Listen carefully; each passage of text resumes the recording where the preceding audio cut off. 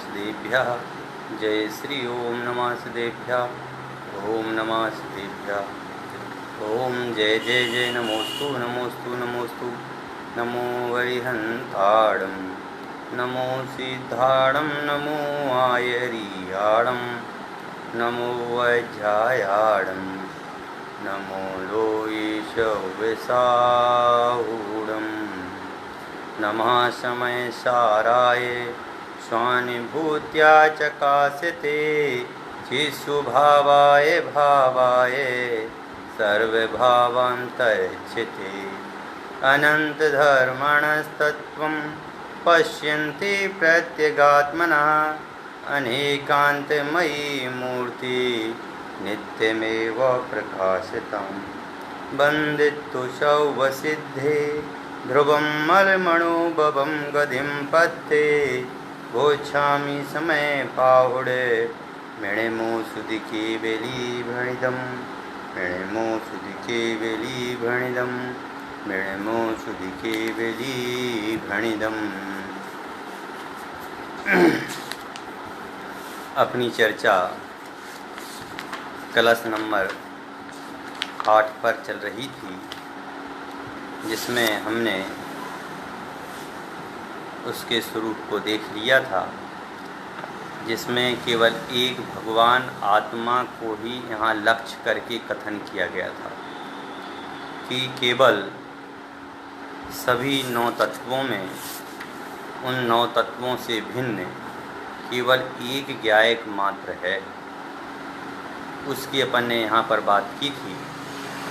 उसके बाद में चर्चा आई थी अपनी टीका के माध्यम से।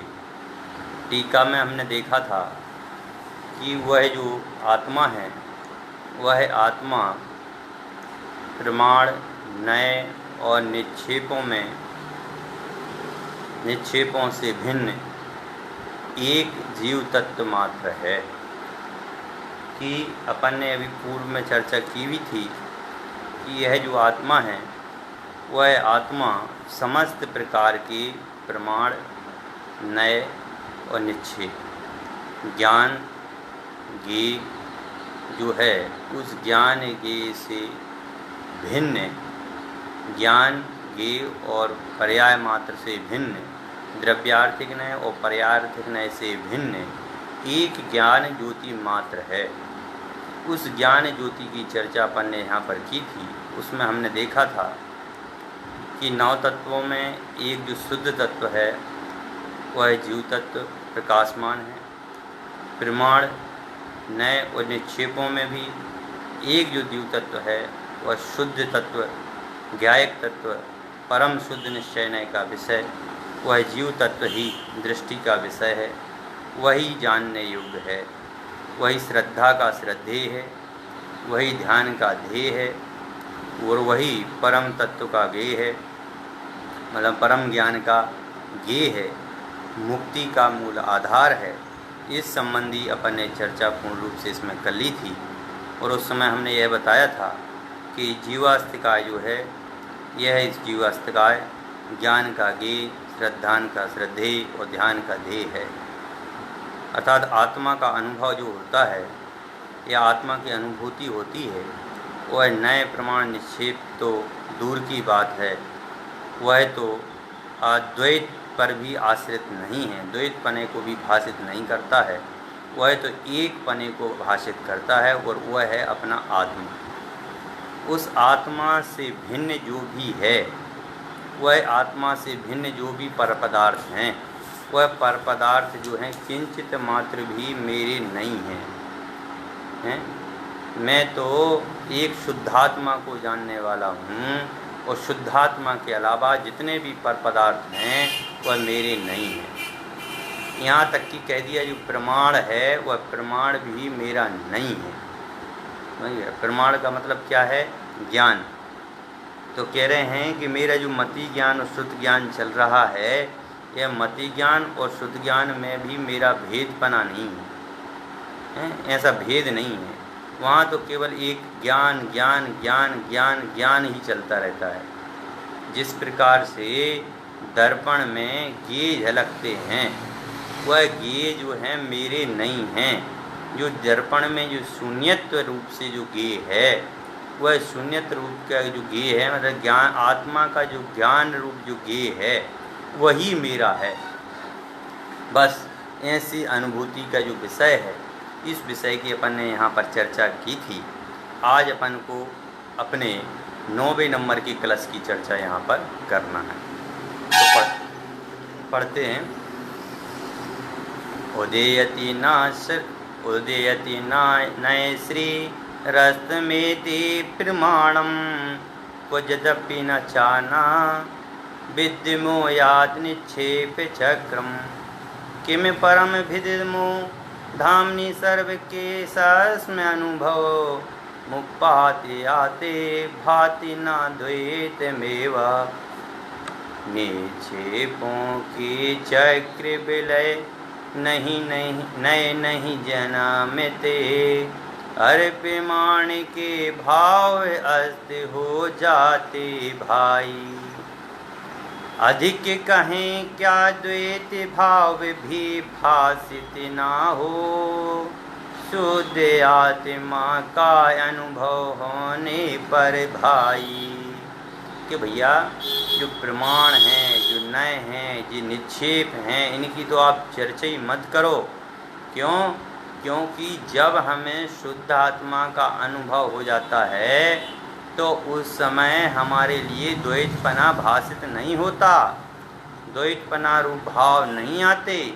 हमें कहीं पर भी द्रव्य और पर्याय रूप से भी कुछ दिखाई नहीं देता। वहाँ पर भी द्रव्य रूप से और भाव रूप बने का जो भाव है वह भी मिट जाता है।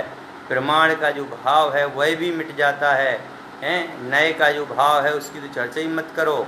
निक्षेप की जो बात है उसकी चर्चा ही मत करो, क्योंकि यह तो ज्ञान का विषय ही नहीं है। प्रमाण ज्ञान का विषय होने पर भी, प्रमाण ज्ञान होने पर भी वह उस रूप नहीं है। उसमें भी अभेद दृष्टिपना है, उसमें कहीं किसी प्रकार का भेद भाषित नहीं होता है। इस बात की यहाँ इस छंद में इस चर्चा की गई है। 9वें नंबर की क्लास में चर्चा की गई है। यह 9वें नंबर का जो क्लास है यह समय सार ग्रंथादिराज का उपसंहार क्लास है। ये जितनी अपन ने अभी तक चर्चाएं की हैं उन सभी चर्चाओं का यहाँ पर उपसंहार किया जा रहा है। इस उपसंहार में बता रहे हैं अधिक कहें क्या द्वैत भाव भी भासित ना हो, कि अधिक कहने की क्या आवश्यकता है। अधिक मत कहो। कह रहे हैं कि वहाँ द्वैतपने का जो भाव है, वह द्वैतपने का जो भाव है वह भी मेरा नहीं है, मैं तो कैसा हूँ, शुद्ध आत्मा का अनुभव होने पर भाई। कि जब मुझे शुद्ध आत्मा का अनुभवन हो जाता है उस समय मुझे तो किंचित मात्र भी कहीं पर द्वैत भाव नहीं दिखाई देता।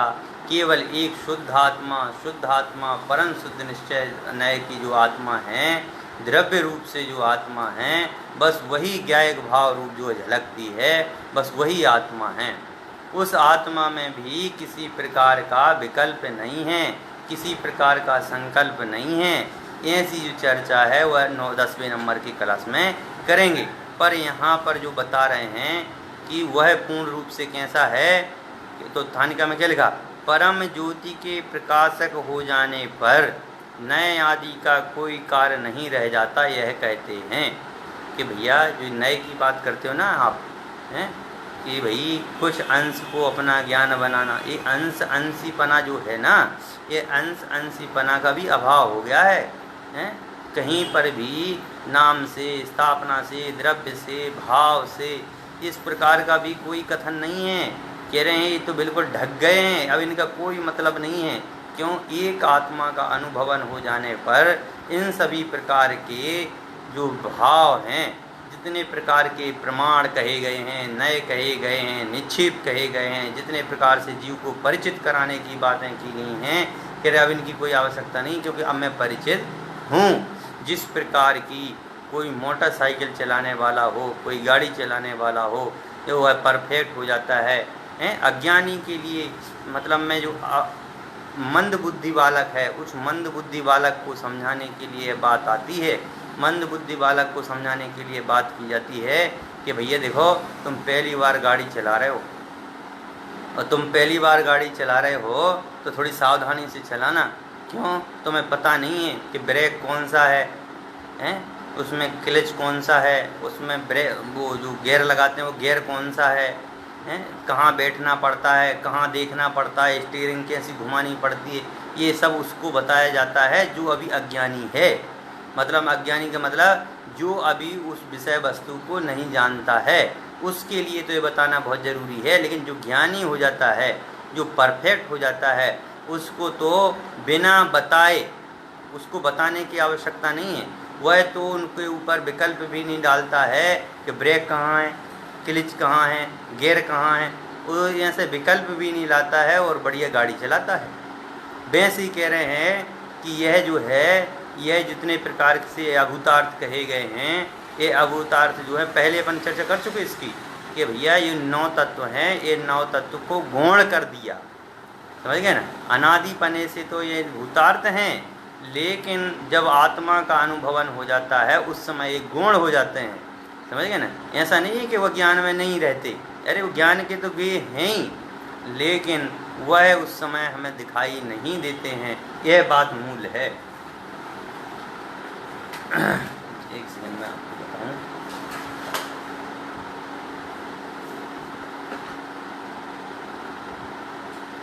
तो वह जो ज्ञान के जो गेय हैं, वह ज्ञान के गेय जितने भी हैं वह ज्ञान में हैं, पर वह गुण हैं। मुख्य जो है वह आत्मा हो जाता है।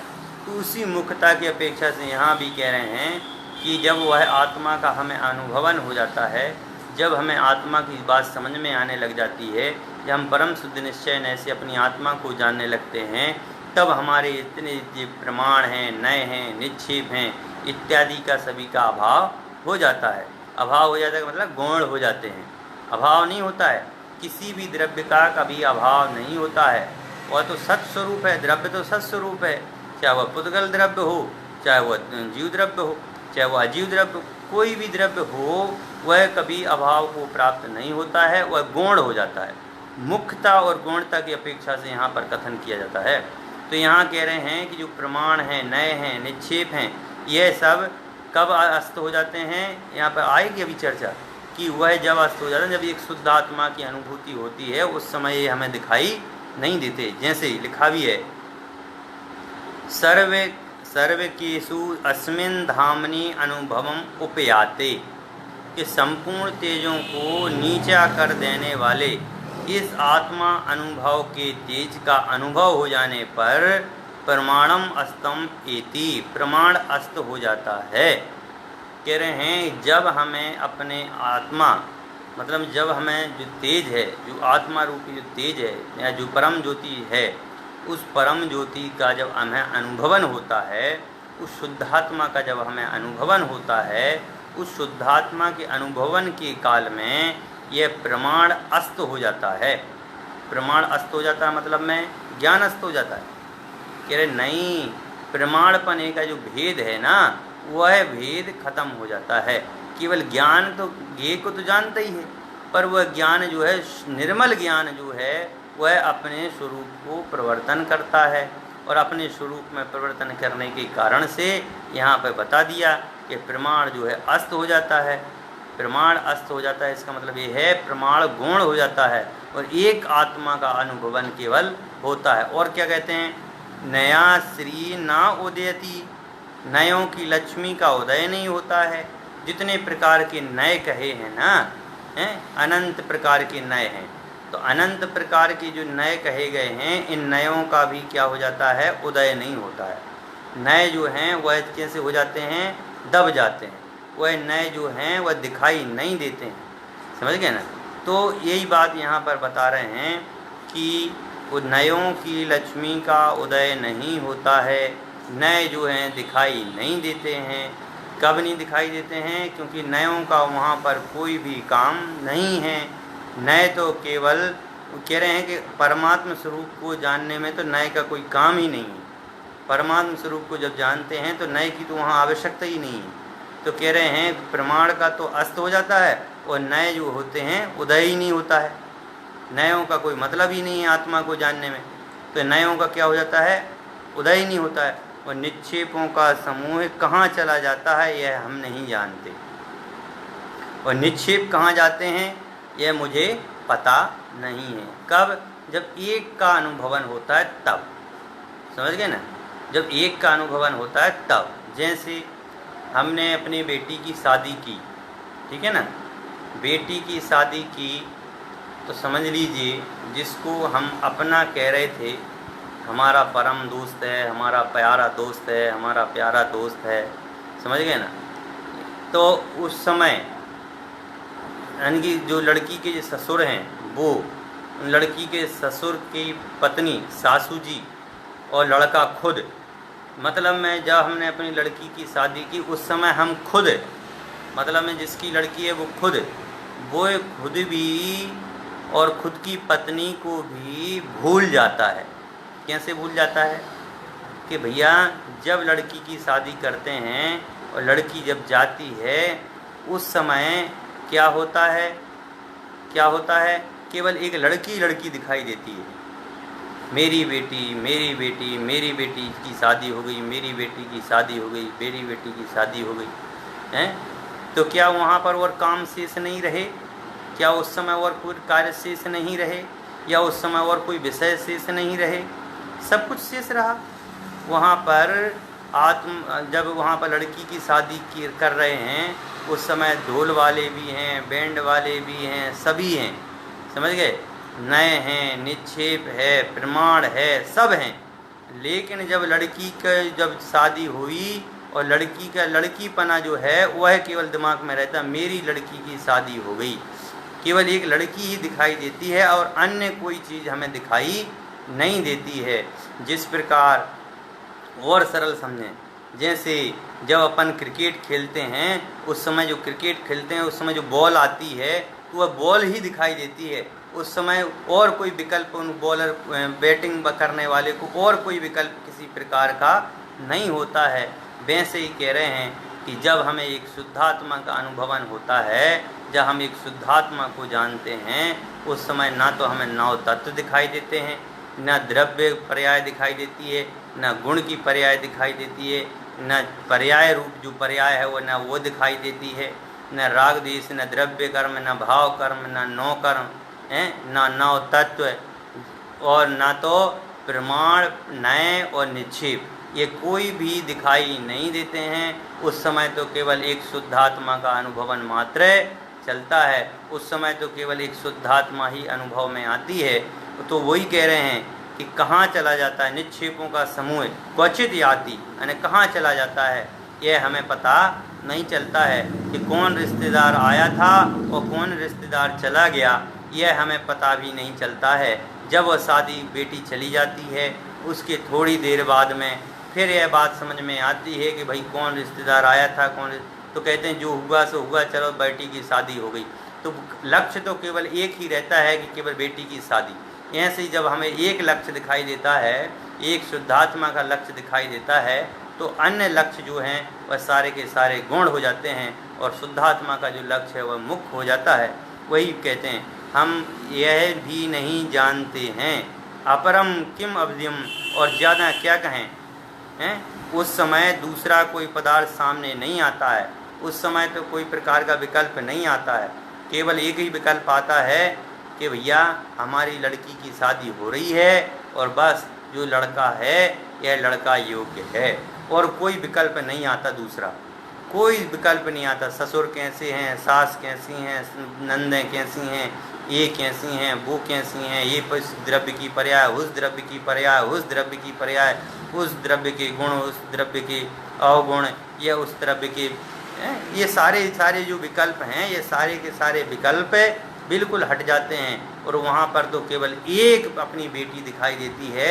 ऐसे ही कह रहे हैं जब आत्मा का अनुभवन करते हैं तो वहाँ पर तो केवल एक शुद्धात्मा दिखाई देती है और उस शुद्धात्मा के अलावा हमें एक भी पदार्थ जगत का नहीं दिखाई देता है, केवल एक ज्ञायक रूप अनुभव जो होता है बस वही होता है। कह रहे हैं कि दूसरा कोई पदार्थ सामने नहीं आता, आत्मा ही प्रतिभाषित होता है। आत्मा ही अनुभव में आता है, आत्मा के अलावा वहाँ कोई अनुभव में नहीं आता। जब बेटी की शादी हो रही है उस समय ना तो पत्नी ध्यान में आ रही है, न लड़के ध्यान में आ रहे, न कोई ध्यान में आ रहा है। उस समय तो केवल एक ही विकल्प चल रहा है, मेरी बेटी मेरे को छोड़ करके जा रही है, समझ गए? केवल एक ही वहाँ पर चलता रहता है, एक ही बस बेटी बेटी बेटी। ऐसे ही कह रहे हैं कि जब शुद्ध आत्मा का अनुभवन चलता है तो वहाँ और अन्य कोई दूसरा विकल्प नहीं आता है, वहाँ तो केवल एक शुद्धात्मा का ही अनुभव आता है। और वो शुद्धात्मा का जो रस है वह बहुत ही भयंकर, भयंकर मतलब सुंदर बहुत होता है। कहते हैं, अर्थ कहते हैं, आत्मा का ज्ञान रूप तेज जब प्रत्यक्ष ज्ञान के द्वारा अनुभव किया जाता है। कह रहे हैं जो आत्मा का जो रस है ना, अब आत्मा का देखो, जिसने कभी नींबू नहीं खाया हो उसको क्या पता कि नींबू कैसा होता है, हैं? और जिसने नींबू खाया हो उसके सामने कर दो ऐसा बोल दो तो आहा उसके मुंह में तुरंत लार आ जाती। क्यों? उसने यदि अनुभवन किया होगा तो उसको पता चलेगा ना। ऐसे ही कह रहे हैं कि आत्मा के ज्ञान रूप तेज जब प्रत्यक्ष ज्ञान के द्वारा अनुभव किया जाता है, जब आपने आत्मा का अनुभवन किया ये मुझे पता नहीं, आपने कैसे अनुभवन किया, कैसे क्या किया, कैसे क्या नहीं किया, समझ गए? लेकिन जब मैं खुद आत्मा का अनुभवन करूँगा तो मुझे बहुत अनुभव आएगा, मुझे बहुत खुशी होगी, मतलब वह खुशी का कोई पार नहीं रहेगा। तब ज्ञान की नए रूपी लक्ष्मी उत्पन्न नहीं होती। कह रहे जब आत्मा का अनुभवन होता है, अशुद्ध आत्मा का अनुभव होता है, उस समय कह रहे हैं जो नए रूप स्वरूप लक्ष्मी उत्पन्न नहीं होती। जो नए की बात है वह नए आय की बात प्रकट नहीं होती। क्यों? नए तो केवल थोड़े से विषय को जानता है, समझिए, लेकिन प्रमाण के द्वारा संपूर्ण वस्तु को जाना जाता है। लेकिन जो ज्ञान के द्वारा संपूर्ण वस्तु, प्रमाण का मतलब ज्ञान, ज्ञान के द्वारा संपूर्ण वस्तु को जाना जाता है, सब कुछ किया जाता है। लेकिन उसमें जो ज्ञान रूप जो पर्याय है उस पर्याय को भी मैं भूल जाता हूँ और केवल एक आत्मा का अनुभवन करता हूँ। प्रमाण भी छिप जाता है, समझ गए ना। निक्षेपों का समूह कहाँ चला जाता है यह हम नहीं जानते।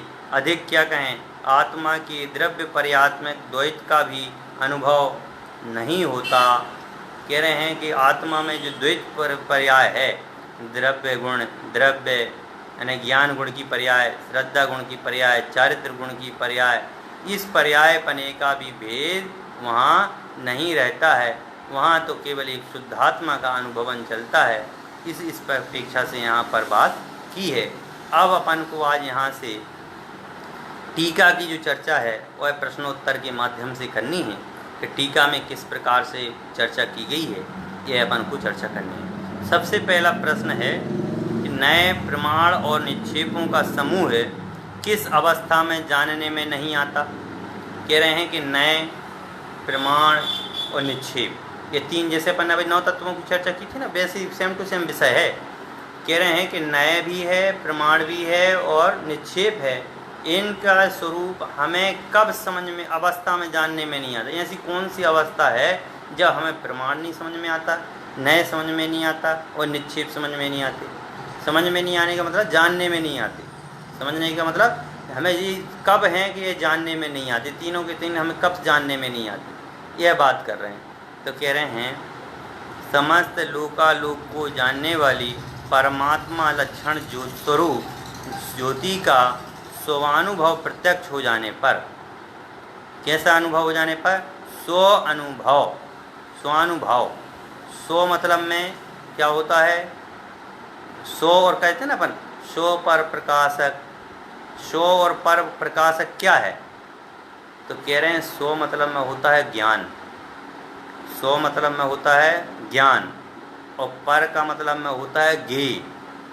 तो ज्ञान हो गया स्व और पर हो गया ज्ञेय, और स्व पर प्रकाशक वह क्या हो गया? केवल ज्ञान। समझ गए ना। स्व पर प्रकाशक क्या हो गया? केवल ज्ञान। तो कह रहे हैं कि जब हमें स्वानुभव, स्व का अनुभव मतलब जब हमें अपनी आत्मा का अनुभवन प्रत्यक्ष हो जाने पर, हमें अपनी आत्मा का जो अनुभव है, जो वह प्रत्यक्ष अनुभव होता है कि बस मेरा तो केवल एक आत्मा है, इस तरह का भी विकल्प नहीं रहता।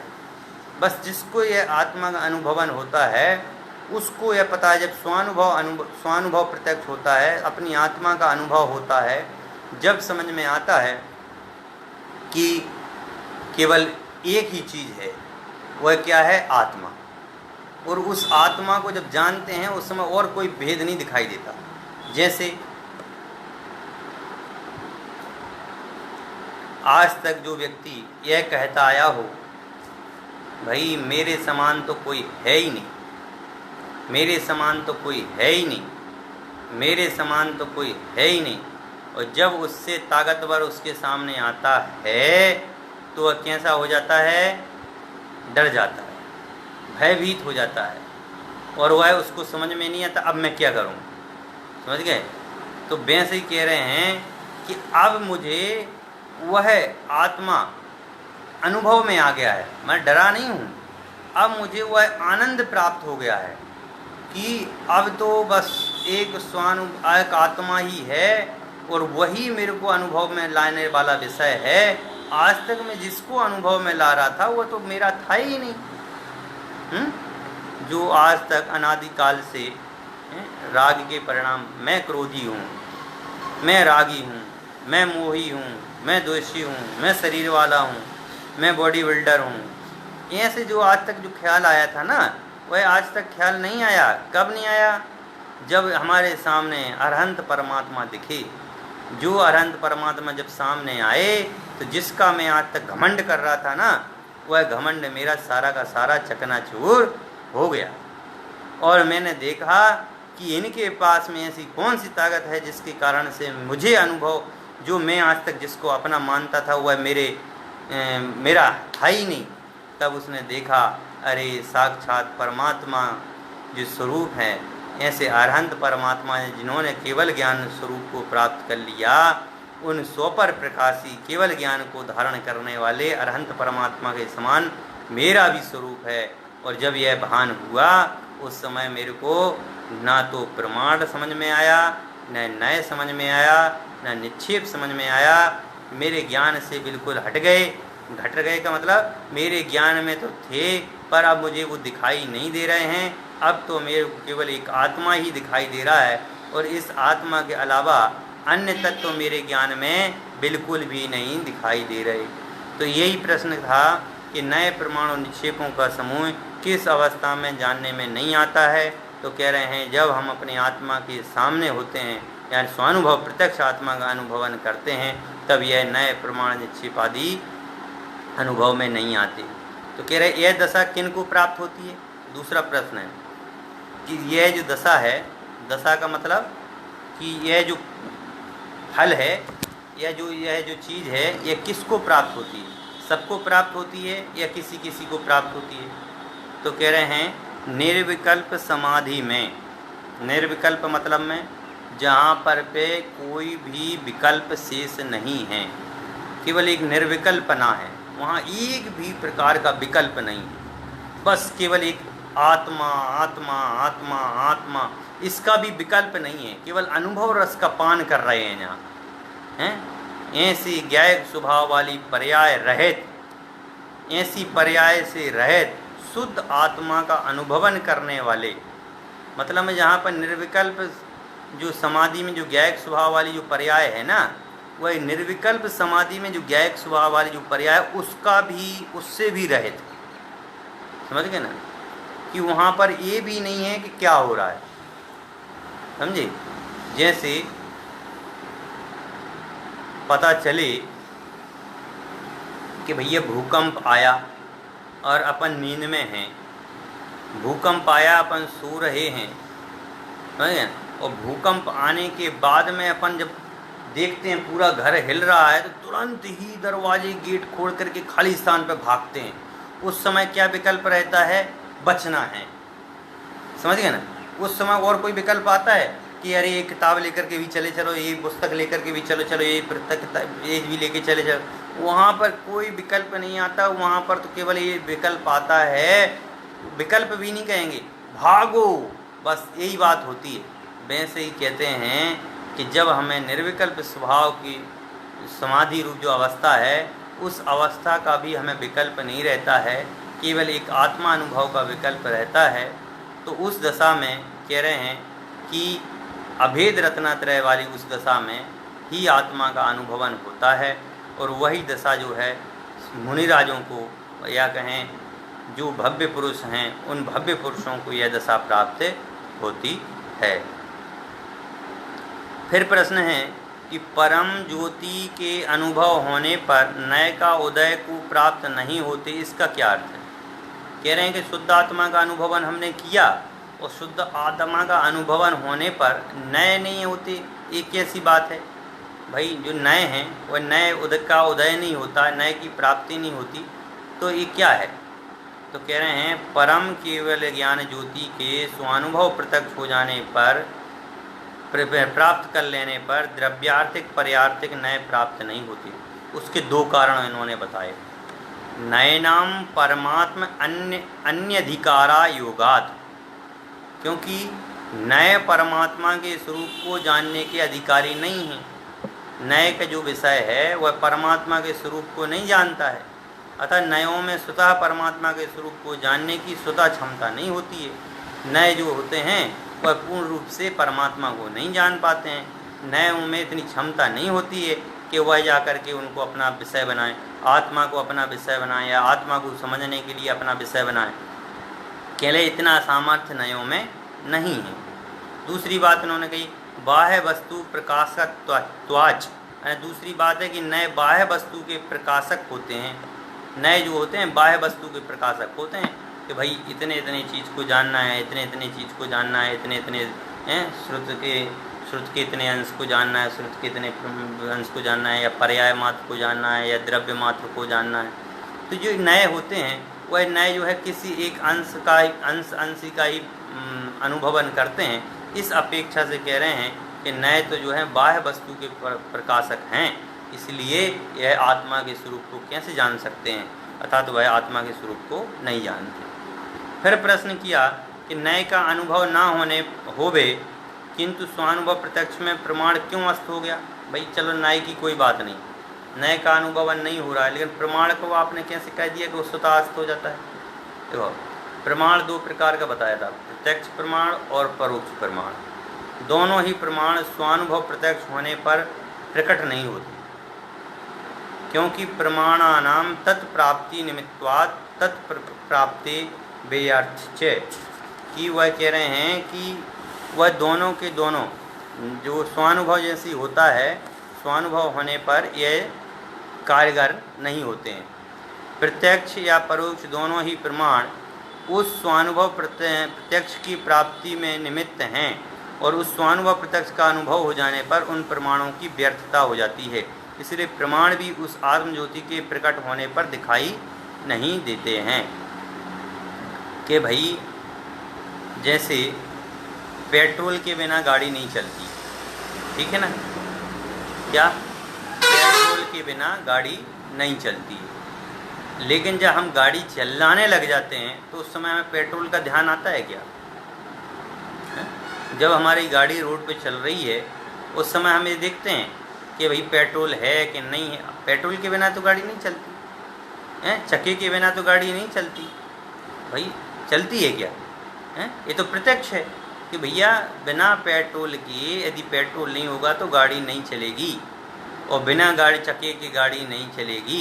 ये बात तो अपन जानते ही हैं, पर यह बात हमें जानने के बावजूद भी जब हम गाड़ी चलाते हैं उस समय यह विकल्प करते हैं क्या कि भैया पेट्रोल डालना है। पेट्रोल कब डालने का आता है? जब हमारी गाड़ी रिजर्व में होती है। जब रिजर्व में नहीं है, हमने पेट्रोल डलवा रखा है, समझ गए ना, सब गाड़ी टंकी फुल है, अब उस फुल टंकी में फिर विकल्प आता है क्या? नहीं आता, और गाड़ी चलती जाती है। समझ गए? ऐसे कह रहे हैं कि जब हमें आत्मा का अनुभवन हो जाता है, ये प्रमाण आदि तो क्या है कि आत्मा को प्राप्ति कराने में सहायक हैं, आत्मा की प्राप्ति कराने में निमित्त हैं, परंतु जब आत्मा की हमें प्राप्ति हो जाती है तो उस समय इनके विकल्प नहीं रहते। जैसे हमें कहीं जाना है तो हमें गाड़ी पकड़नी है, तो उस समय हमें गाड़ी पकड़ने के बहुत सारे विकल्प आते हैं, बहुत सारे विकल्प आते हैं। अरे भैया जल्दी चलो, जल्दी चलो, जल्दी चलो, गाड़ी छूट जाएगी, गाड़ी छूट जाएगी, गाड़ी छूट जाएगी, ये विकल्प रहता है। और गाड़ी अपन ने पकड़ ली, समय पर अपन पहुंच गए, समझ गए ना। अब उसके बाद में अब हमारे प्रत्यक्ष नहीं है, समझ गए, कौन नहीं है, प्रत्यक्ष आ गई अपनी गाड़ी, अभी तो परोक्ष में थी, अब प्रत्यक्ष में आ गए, अपन गाड़ी में बैठ गए। अब गाड़ी में बैठने के बाद भी गाड़ी चलने लग गई, और चल करके जब तक वो गंतव्य स्थान पर नहीं पहुंची, जब तक हमें लगी रहेगी अरे यार वो स्थान पे जल्दी पहुंच जाए, जल्दी, वहाँ पर भी पहुंच गए, हम अपने घर पहुंच गए। अब बोलिए अपन को गाड़ी का या जो अपन ने जो पीछे से अपन दौड़े थे वो सारे विकल्प रहेंगे, नहीं रहते ना। ऐसे ही कह रहे हैं कि प्रमाण जो है, चाहे प्रत्यक्ष प्रमाण हो चाहे परोक्ष प्रमाण हो, दोनों प्रमाण जो हैं स्वानुभव प्रत्यक्ष की प्राप्ति में निमित्त हैं, परंतु उस स्वानुभव का अनुभव होने पर उन प्रमाणों की व्यर्थता हो जाती है, फिर उनकी कोई आवश्यकता नहीं होती है। लेकिन आप कहोगे कैसे नहीं होती भैया, आप अब वापस जाएंगे तो उस समय की बात अलग है, लेकिन हम तो अपने लक्ष्य पे पहुंच गए ना, अब नहीं हमें वापस जाना है, अब तो हम जहाँ हैं वहीं रहेंगे। तो ऐसे ही कह रहे हैं कि आत्मानुभव हो जाता है तो उस समय हमारे लिए इन प्रमाण आदि के जो संकल्प विकल्प हैं उनका जो है व्यर्थता सिद्ध हो जाती है, उनकी व्यर्थता सिद्ध हो जाती है कि अब हमें इनकी व्यर्थ चिंता नहीं करनी है, अब हम अपने समय पर अपने घर पहुँचे गए हैं। इसलिए प्रमाण भी उस आत्मज्योति के प्रकट हो जाने पर दिखाई नहीं देता है।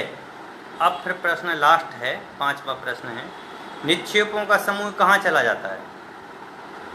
कि जो निक्षेप की चर्चा कर रहे थे आप, नाम, स्थापना, द्रव्य भाव हैं, ये 4 प्रकार के जो निक्षेप हैं इनकी चर्चा कर रहे थे, तो निक्षेप कहाँ चले गए। कह रहे जब नए और प्रमाण अनुभूत नहीं होते हैं, जब नए और प्रमाण को नहीं हमने बताया कि भाई अनुभूति के विषय हैं या अनुभव होने पर ये प्रमाण और नए ध्यान में आते हैं, जब नए और प्रमाण अनुभूति के विषय नहीं हैं तब निक्षेप तो और उससे पूर्व का साधन है। भाई पहले जब हमने जीव की पहचान की थी तभी तो हमने पहचान की थी नए निक्षेप के द्वारा, निक्षेपों के माध्यम से। कहले अब तो उसकी आवश्यकता ही नहीं है, वो तो पूर्व का साधन था, वह तो आत्मा से अन्यत्र अवलक्ष्य स्थान में कहाँ रहता है, हैं, पता नहीं, ऐसा उस अनुभव में आता है। कह रहे ऐसा हुआ जो है अनुभव में आता है कि यह जो सारे विषय हैं यह सारे विषय मेरे नहीं हैं और मैं इन सब विषयों से भिन्न हूँ। ऐसा जो अनुभवन है यह सारा का सारा विषय अपने आगे के जो कलश है उस कलश में आएगा कि मैं सभी प्रकार के द्रव्यों से भिन्न केवल एक शुद्ध आत्मा हूँ। इस प्रकार की जो चर्चा है वह 9वें नंबर की कलश में, 10वें नंबर की कलश में अपन देखेंगे, और 10वें नंबर की कलश में देखने के बाद इसकी जो टीका है उस टीका की भी अपन चर्चा करेंगे। अब जब तक अपना यह विषय नहीं हो रहा है, जब तक आप सभी अपनी इस आत्मा में होने वाले मोह राग द्वेष आदि के विकारों को अभाव करके एक शुद्धात्मा की शरण लें, एक शुद्धात्मा को प्राप्त करें। इसी मंगल भावना के साथ अपने वाणी का 9वां नवोकारवन।